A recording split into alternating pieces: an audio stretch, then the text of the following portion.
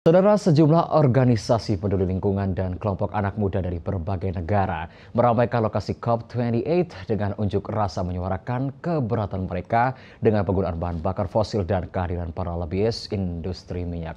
Seperti apa perkembangan informasi terbaru dari konferensi iklim terbesar di dunia ini? Berikut kita ikuti bersama laporan Rahmat Idris dan juru kamera Andang Wicaksono. Ya, saudara, memasuki pekan kedua pelaksanaan Conference of the Parties atau COP28 di Dubai, Uni Emirat Arab. Fase negosiasi terus berlangsung dan masih terus alot yang kami dengar.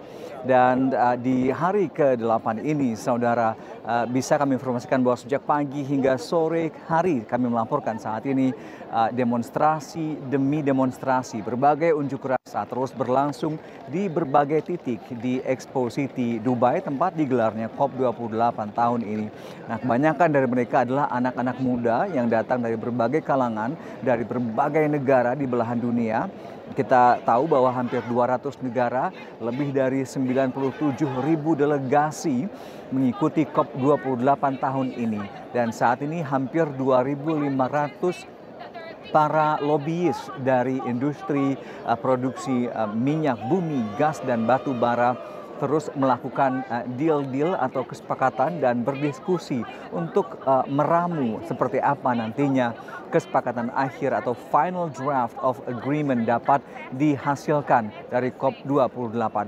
Nah, sampai dengan sore tadi, sekelompok anak muda dari berbagai belahan dunia, ada yang dari Irlandia, dari Bangladesh, dari Inggris, bahkan juga dari negara-negara maju termasuk negara-negara berkembang, ada yang mewakili kaum Indian di Amerika, anak-anak muda yang merasakan bagaimana dampaknya perubahan iklim terhadap wilayah mereka, terhadap masyarakat yang ada di sekitar mereka. Dari Bangladesh misalnya, dalam beberapa tahun terakhir sejumlah bencana yang merenggut puluhan ribu jiwa telah tercatat di wilayah mereka, termasuk juga mungkin di Indonesia dengan bencana Cianjur yang kita ingat juga membawa korban jiwa dalam jumlah yang sangat masif begitu, dan salah satunya merupakan hasil dari perubahan iklim yang berdampak sangat besar bagi peradaban manusia. Nah, saudara, terkait dengan hal tersebut, tadi kami sempat berbincang langsung dengan Sekretaris Eksekutif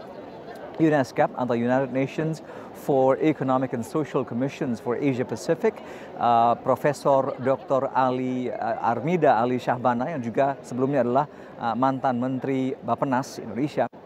Beliau sempat menyampaikan bahwa saat ini tak hanya masalah optimis atau pesimis soal draft akhir kesepakatan, namun lebih kepada urgensi bahwa semua negara harus mengambil peran sentral dalam mengatasi berbagai isu-isu perubahan iklim yang telah menurun kepada berbagai bencana yang terjadi di atas muka bumi ini.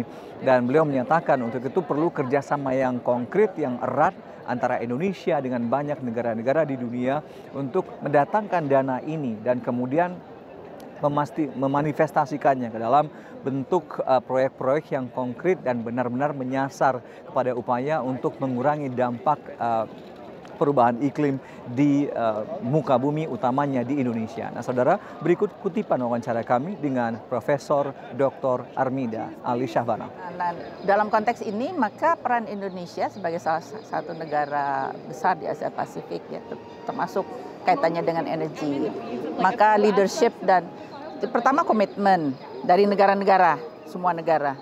Kedua, leadership. Ketiga, implementasi. Implementasi ini kan bagaimanapun juga tidak cukup berhenti di komitmen, ya. Harus ada progres, termasuk di isu transisi energi. Di isu transisi energi banyak hal, tidak hanya bagaimana men-scale up, ya, renewable energy, tetapi juga phase down or even phase out, ya, inginnya phase out, ya, phase out dari fossil fuel and coal-based power plant.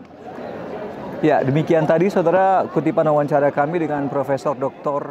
Armida Ali Syahbana selaku Executive Secretary of UNESCAP yang bertanggung jawab pada kerjasama ekonomi dan sosial di kawasan Asia Pasifik.